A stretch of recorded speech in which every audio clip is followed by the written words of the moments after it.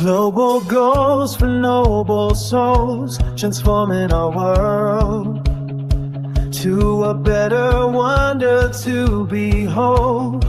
No poverty, zero hunger, for the elderly or younger.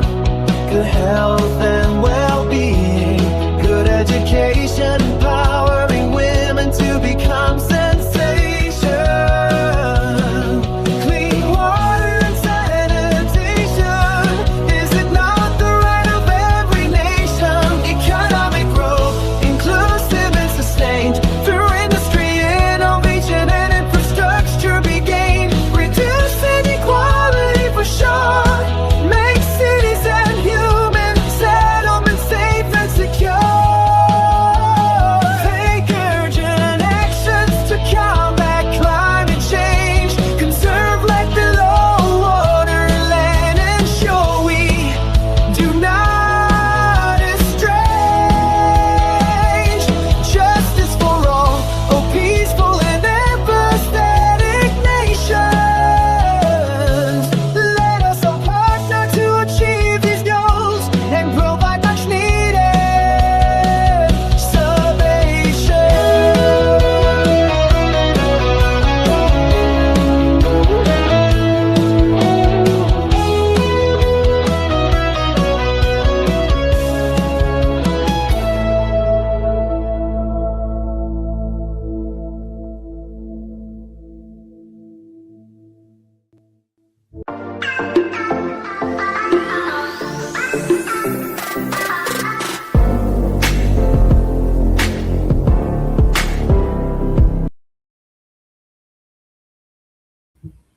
Hey everybody, thank you so much for joining.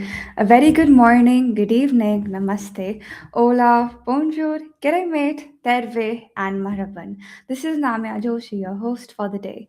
Welcome to episode 120 of the podcast, Each One Teach 10, an amazing world of STEM. An inspiring venture where we'll be discussing that STEM is a part of every day for every kid. We all will learn together how to build a STEM culture. Well, for today, I'm very thrilled to welcome a very special guest. We have Joonas Nieminen, who is a Finnish filmmaker, a visual storyteller, and entrepreneur based in Jyväskylä, Finland. With a lifelong passion for cameras and creative media, he's turned his early interest in video games and editing into a full-time career in visual content production. And after starting out with video editing in his teens, he studied IT engineering before pivoting to media industry, eventually earning a bachelor's in culture and arts. He's also worked across a wide spectrum of visual media, from corporate videos and industrial shoots to weddings, events, motion graphics, and AI-assisted creative tools.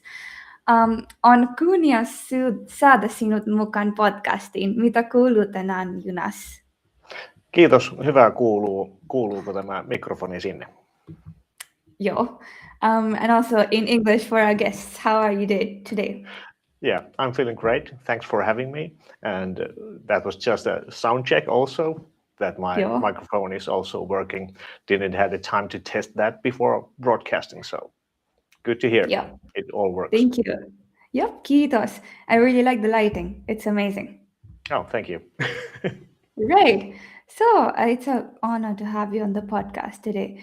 And I know you've spoken to young people who feel close, to falling outside the community's reach. So when you meet them, what do you recognize, in them from your own gaming careers and years that you've had? Yeah, this was Saten Duunin hanke at YAMK that is being almost at the edge of losing connection with the society. And I was holding a visiting lecture and affected me and how it's in my career at the moment. And I did find similarities between me and the young folks regarding the absence of clear future goals. Because when I was the same age, I too didn't know what I was going to be when I grow up. And to be realist, very rare youngsters do know what they want to become at that point of their lives. So it's quite normal. It's just that these youngsters' minds tend to create a bigger problem of this, that it should be considered. And it's very fairly common phase of self-searching at that time. So nothing to be worried about. Who am I? What do I want my future to be? Where do I fit in regarding life in general or the corporate world in the future? So these are big questions, and there really isn't a single correct answer to that. So life is complicated. It's a road with many turns, crossroads, ups and downs. Me, myself, too, had many turns in regarding my studies and career. I was always interested in filmmaking from a young age. We got a film camera in our house when I was 5, so I've been around cameras from very little. And I always excelled in art studies, got interested in digitalization, played video games in the top European teams. So that was the time before esports was even a term that was used. So it was way back, like 2004 and something like that. So, and during that, I got my way around IT. And after my mandatory military service, I studied IT engineering. But mid-studies, I pivoted towards film school. And that time I was 22 years old. So that was the career making turn that I'm on to now. So 16 years later, I'm doing filmmaking as a business when I decided that I want to study film production. Yeah, absolutely. And that really shows when passion and purpose meet, something beautiful happens. And it also points out that you shouldn't feel stressed about how when things don't work out. It's just a way in life that you get to learn from every setback so you can have a stronger comeback. And thank you for sharing that. And I really like your journey being, very multi-dimensional, from gaming to video editing to photography, and that really stands out in many ways. So when you talk about, gaming helping your work life, what is the first skill people usually underestimate or dismiss? Well, back in the day, gaming was considered a waste of time. It was not really connecting with the work-life skills at the time. But luckily, there has been studies and change of attitude regarding this matter. So if I need to pick one or two skills that are usually underestimated, these are English language and creative thinking. I'd also incorporate team working skills into this as well, but it depends on the type of games one plays and gains experience from. Games are everywhere in the world, and English is the most safe choice if you want your game to succeed in global market. Sure, there are localizations, and regarding kids and family games, you should consider adding a possibility of translations in the form of subtitles or even dubbing. I played competitive multiplayer games, both in solo and in team formats. I played in several multinational European teams, and this helped my English skills in many ways. We communicated both in written and spoken form, for example, regarding tactics for an upcoming tournament. And many games also include puzzles that are usually in visual or mechanical form. This helps you to train your creative problem-solving skills. And these are usually logical problems, but also time and accuracy based, which then test your muscle memory and reaction times. I've seen myself solve creative puzzle prior to even touching or testing the problem because my creative mind has already solved it before testing the different scenarios. So filmmaking is also about constantly solving problems with your creativity. So games in that manner sure has helped me in my filmmaking career. Totta tuo. And you highlight how perceptions around gaming have evolved. I really connect with that shift because what stands out to me is how quietly gaming builds skills we rarely give credit for. Like you said, language, imagination, and the ability to think through complex situations. And it makes you stronger mentally, of course. And when you talk about, like puzzles and gameplay relying on logic and shared systems, it reminds me of how similar that is to creative work when you're actually applying that knowledge in the real world. And in many ways, like whether it's gaming or filmmaking, both are about making sense of problems, collaborating when utmost needed, and of course finding more creative ways forward. So thank you for sharing that.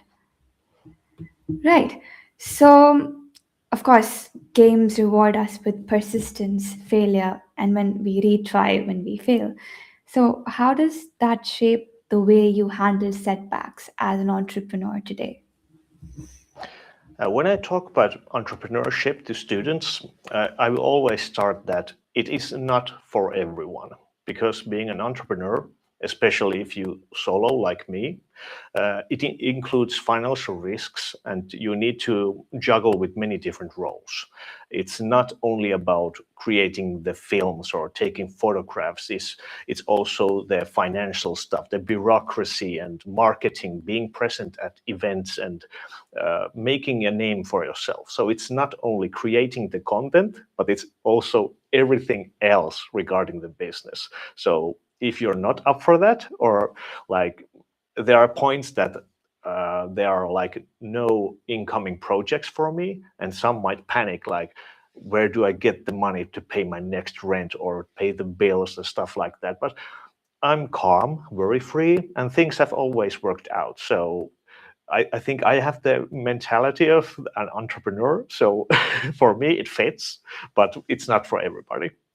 And if you want a bit easier and worry-free life, get a regular job. So that's my first thing I said to students. And my gaming history consists mainly of these competitive games, and this requires persistence and constant failures in order to finally get to the top. And only recently, I've started playing games like Dark Souls that are very difficult. So I've completed Demon Souls and Dark Souls, and I'm about to begin my first run in Dark Souls 2. And these Souls game likes are known for their very high difficulty rate, and which is mainly tied to the game's mechanics. And this means you need to study and read your opponent's move and react in the right way in order to proceed. And there are studies made that Dark Souls especially helps to beat depression, since in the game you are given a problem, for example, a hard boss battle. And if you want to proceed in the game, you need to try again until you finally understand the moveset of the boss. And when you finally win it, the feeling is superb. This mentality of not giving up gives you tools in your life to try again if you hit a wall in your life. So do not give up. Like in games, in life too, there are many ways to complete tasks. There isn't one single way of doing things. Absolutely. And I really, I think, appreciate how honest you are about how demanding entrepreneurship can be. And I really appreciate that realism. What resonates with me is how your background, in challenging competitive games seems to have shaped your tolerance for any uncertainty or setbacks that you may face. And that mindset of learning, through repeated attempts or observing patterns and adjusting your approach, feels deeply relevant beyond just gaming. And I also find it powerful how you connect with the perseverance to resilience, because the idea that progress often comes from patience rather than trial and error and basically instant success. It's just a reminder that rather if you're in work or in daily life, there's not just one single path forward to things. It's all about when you can persist more and just find more alternatives than that you couldn't see at first. So it's not just a one single solution. Different things in life teach you several ways of solving issues, and you should be open to them rather than being constrained to one single perspective that you may have had for a long time. It's always good to have new perspectives and learn from situations and from people. Yep. Kiitos.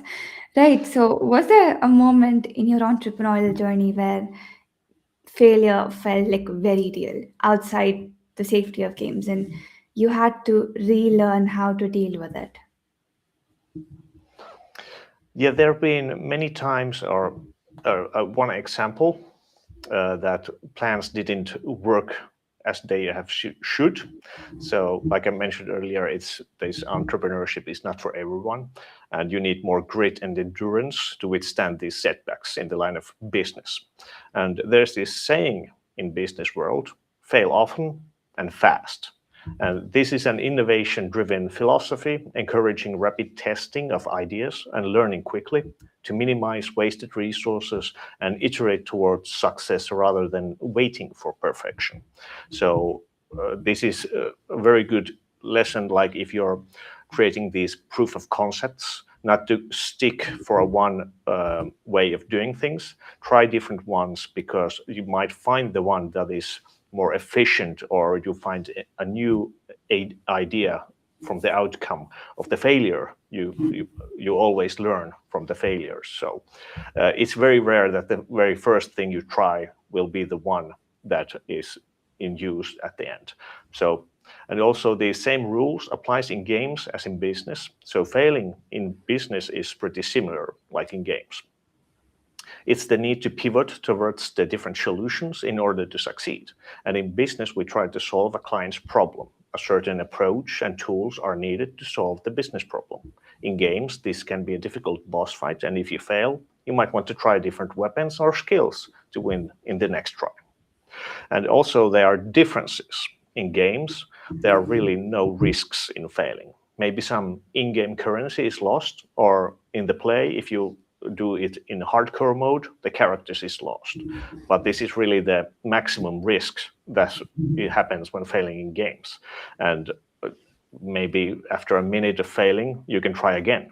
So it's very low risk failing in games. But failing in business, there can be some major consequences. In business, time is money, and lost money means you need to invest more time in order to fix your failed efforts. And that's a vicious cycle of things, time and money. And that is also that if you are given a chance to try again, in some cases, if you fail in front of a client, that's it, game over. This project ends here, and the next quote will be sent to a different service provider. It won't maybe not be you because you have failed. They will try something else. That's their way of fail fast and fail often. They try different providers. And there was this one time in my early career where a client wasn't happy with the end result. We were filming for a couple of days, and there wasn't even a possibility to do a reshoot. So this was a several €1,000 project which slipped out of my hands. But it was a learning process of making my processes and quotes to fit better, so that the client doesn't have higher expectations of the outcome. So there was like many errors made in both client-wise and myself also.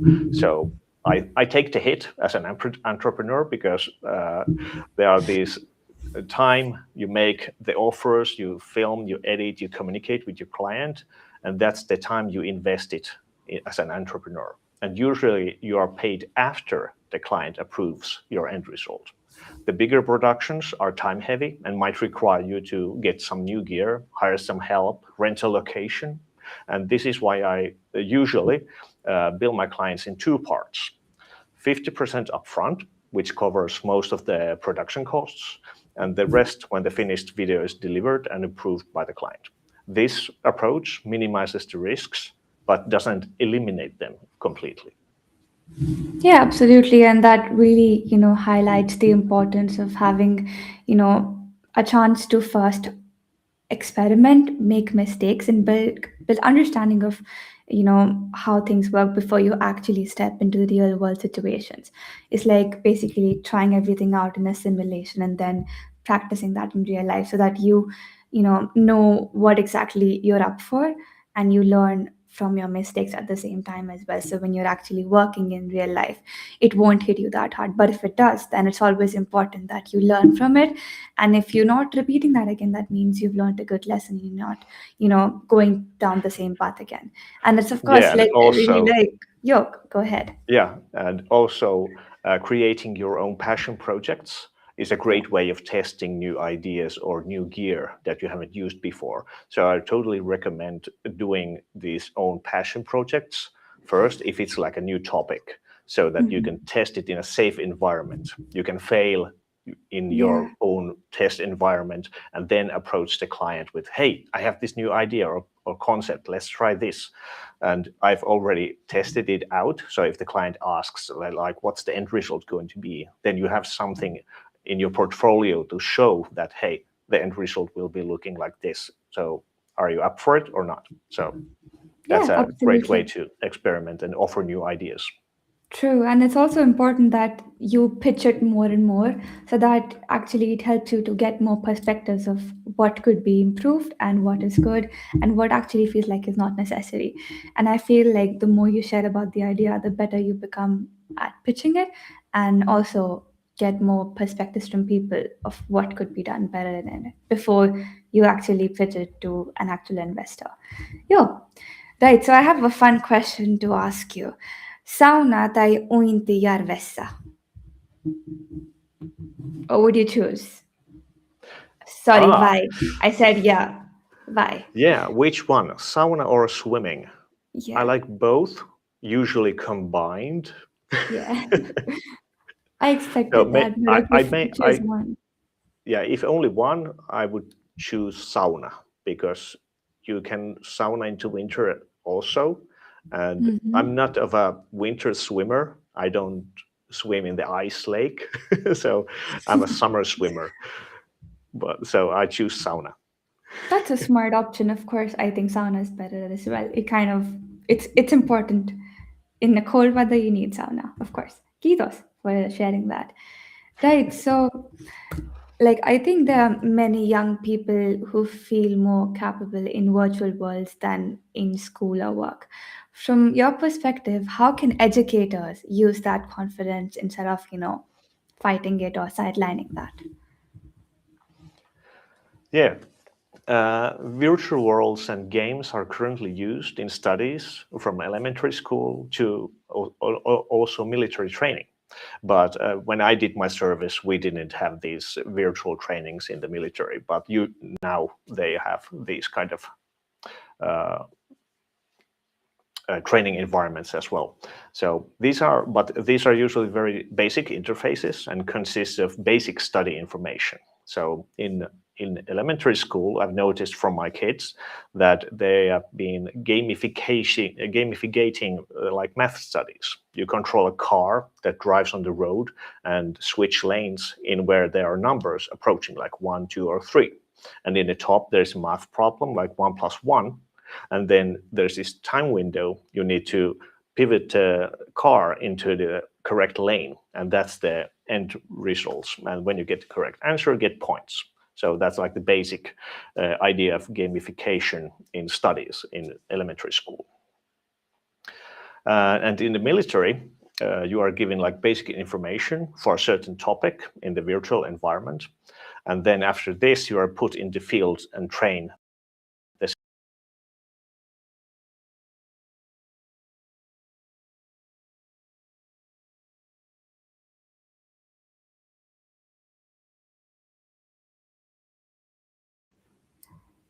I guess Joonas is reconnecting, but that's okay. I feel like till he connects back, I totally agree with what he was mentioning earlier. It's of course, that using a strong case for virtual environments as a bridge rather than, distraction. And like what really stands out to me is how, of course, these spaces let learners experience and connect more in a way. I guess he's back. Yo, no worries. Go ahead. Where did I cut off? I didn't notice. Yeah, I think the internet was an issue. That's okay. Go ahead. Yeah. At what time what was the last thing you heard? You were talking about military, and then you come back and actually experiment that in real life. In the military scenario, you're given the basic information and how the things will work.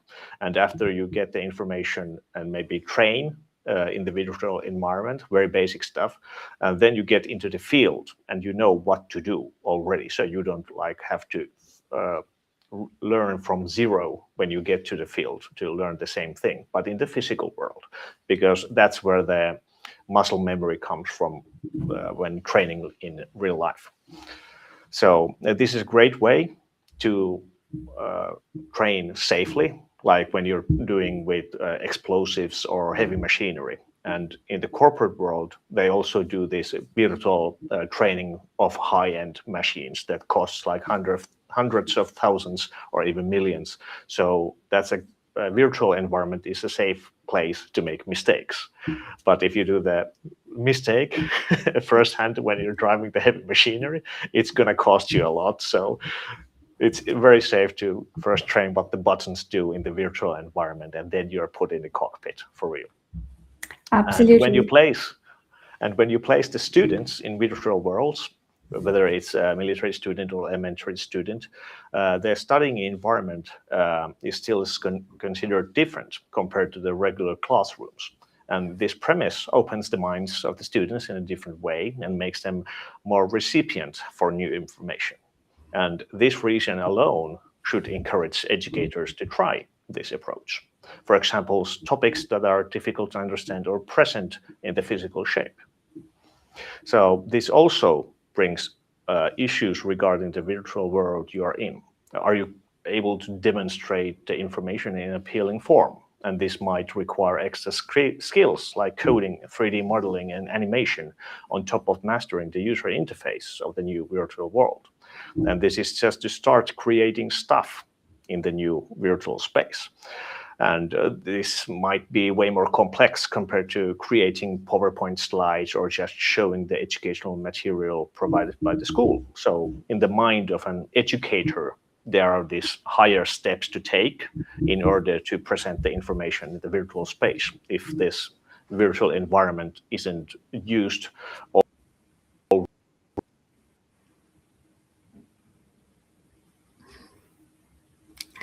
Oops, I guess we lost him again. But that's okay. I guess we can wait for a while till he's back. But yep, again, agreeing with what he said. It's all about, that sense of safety and agency. That's, something many students don't always feel in traditional classrooms. And like, yep, we have him back. Hey, Hatta. Yeah, I'm sorry. There's this wireless connection issues apparently. So, Yeah. so if you invest as an educator time and effort for this approach, I guarantee that this information will stick in the minds of the students. Absolutely. And I was also mentioning that, like you talked earlier, that there's a sense of safety students that always may not have in the traditional classrooms. But I also like, the way you frame this as an evolutionary way of theory learning, where you're having more interactive, more immersive, and often, more meaningful ways of experimentation. And this also reminds me that the first time when I came to Finland in 2019 for the Future Skills Conference, I actually got to try the virtual simulators, which I used for cutting trees, before I actually, being 13-year-old, sat in a real machine. And, it was maybe icy roads that time, it was November, and I really drove it myself. So had I not tried the virtual simulator before, I would have probably done something that is not supposed to be done with the machine. But yeah, that is all about experimentation and trying the thing in a virtual environment where you can mess up as much as you want. However, when you have the skills gained through that, you can actually experiment with the real world machines. And of course, it's all about the educator's lens as well. It's feeling all about less than replacing teachers, but more about how we can rethink that we design more learning experiences, even though it does not, it does ask educators to stretch and, of course, learn new tools themselves, but not take too much stress about it at the same time. Yeah, considering the virtual environment like a theory studies 2.0 because of the interactivity. And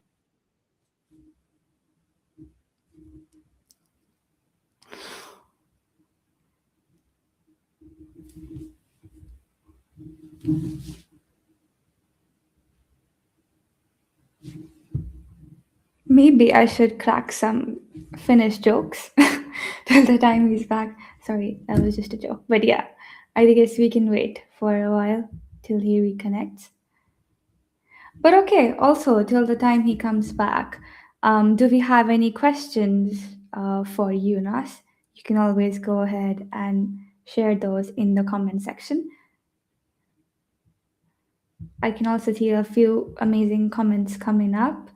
We have Kiitos, Joonas, for being here on such a powerful platform of ideas. Thank you so much for that lovely comment. Indeed, believing in patience is the ultimate key to become, what we aspire for. Absolutely, it's all about, taking those small steps because you can't achieve everything that you want in one single day. So that's important that you believe in what you want. Yeah, I was just showcasing some good comments that we've had from the audience so far. Oh, yeah. Yeah, so like I was saying, the driving school, like the physical driving environment in Finland, we have this slippery test driving. So that's a safe place to test the limits of your car. Like you are ordered to like go way over the safe lines and stuff like that, but there's space in order where the car can slide on the slippery surface. So you need to, or I will say that it's good for you to know what's the limits of your car. So when you experience this slippery road driving in the real life, you have that experience also done already in the driving educating space. Absolutely, knowing about the pros and cons is equally important. Right. So that also brings me to the other side of it. You worked in, like different fields from large TV productions to weddings to industrial shoots. So what stays constant for you across all these projects that you've had? Well, really, the only constant in the world we live in is change. But content-wise, I think the authenticity is the constant that drives me forward now and in the future. And even with the rapidly evolving AI and its video capabilities. I think the authenticity is something that the AI just can't create, and in certain cases just isn't the right tool for the job. For example, corporate events and weddings. Would you like to have your wedding photos to be solely AI generated? I don't think so. So there are ways currently to make this happen, but consider myself old-fashioned, but I wouldn't order that service. So I think the evolving features of generative AI, the demand of authentic content will.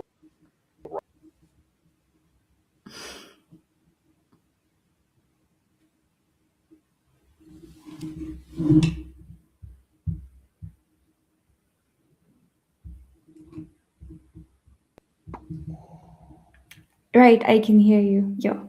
Okay, You're there. so I consider AI as a tool, like my camera.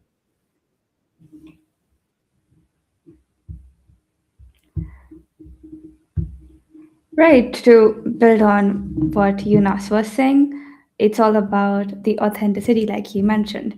That really anchors the conversation for me as well, because in a time where AI can generate almost anything, of course, like if you see on YouTube and on Instagram, there are a lot of videos that don't feel like they're generated, that are real, but they actually feel like that it's a real simulation, but that's generation of AI. And that's kind of having both sides to it, pro and cons, but it's all about what you do and how you use AI ethically. So it's the authenticity and also the ethical use of AI and using it when it's required and not just whenever you want to use it, right? Because it's all about your point, that the point about intention and judgment, of course, that you're using it for the right perspective and for the right audience, and not just whenever you want to use it because you don't want to work, right? So that's all about being authentic and being yourself and using AI as a supportive edge to supporting you when you're working. And he's here. Yeah, and also there are times and places to use AI, but it really isn't a silver bullet that solves every problem with one click. So it's just a tool with many others. Absolutely. And it's also like, you have to make sure that it has to your value of work cannot be degraded when it comes to using AI. The quality has to be there. So because AI can generate everything that you want, but it's all about how good your prompt is and how you can stand out, because it's, of course, it's going to help us to become more creative, as we are the ones who have to prompt it out. But it's also important that you don't rely on it solely. You get your own creative side in, and then you work with AI as a specific agent alongside with you. Right.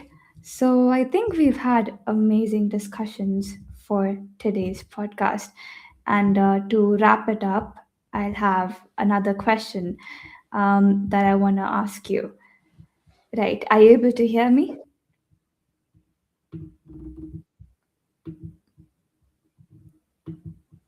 Guess we can wait till Jonas comes back. Right. Okay, so Yeah, there's back another again. question. Yeah, no worries. I want to ask you this question to wrap up today's discussion. So, if a young person listening feels invisible in traditional systems but is fully alive in the digital spaces, what would you want them to hear from you right now? Well, there are many types of persons in the world. Some like to be part of a larger group, and others are more like lone wolves. And the power of digital spaces is that you can connect with like-minded people much easier. There are groups, rooms, and events for almost every niche there is. And since it's in digital, there can be joined from all over the world. And if you feel not yourself in the physical world, it just might be that the people.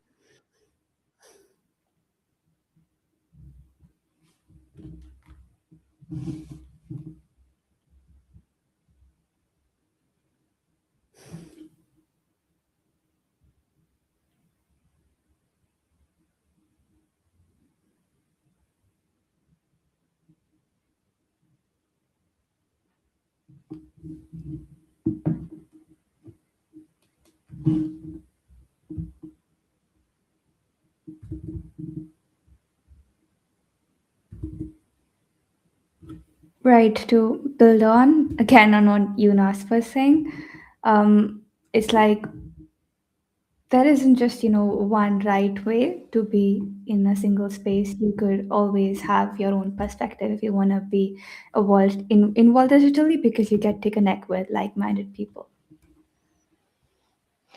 Yeah. Moikka. More. So, like I was saying, this is why you might feel like an outsider in a group, that you don't quite fit the mold like the rest of the people. And when you get older, you can choose your educational path according to your likeness. And the more you advance in your studies and your career, the more specific topics will be. And usually, along the path of your life, you will meet more people like you, since the path you have taken can be also the path of someone else that shared the same mindset as you. So, in a nutshell, I wouldn't worry too much, because if you don't feel comfortable in this traditional system that you're currently in time, you will meet similar like minded people that, with the choices you've made, that will guide you towards the people.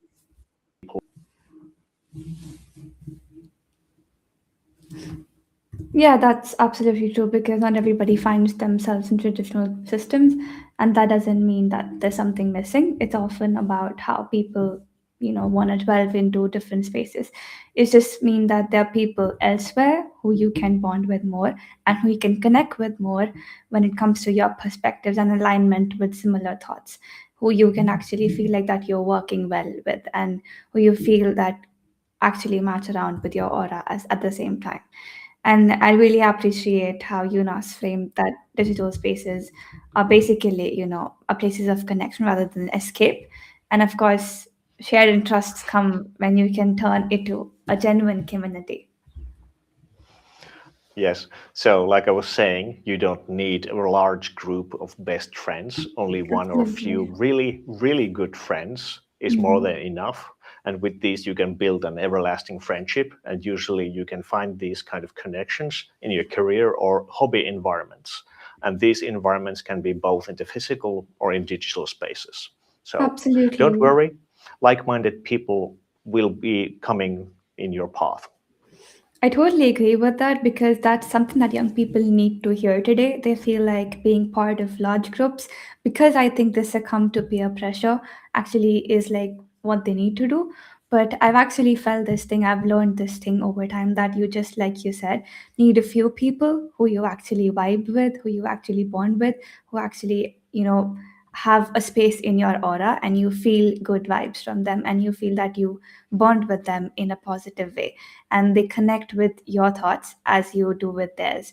So if you find such a person, it's good that you can work with them and create, like you said, lasting friendship. Absolutely. Right. So I think it's been great having you on the podcast today. I wrote a line in Finnish. Hienoa nuovoa, kiitos paljon sen jakemisesta, Joonas.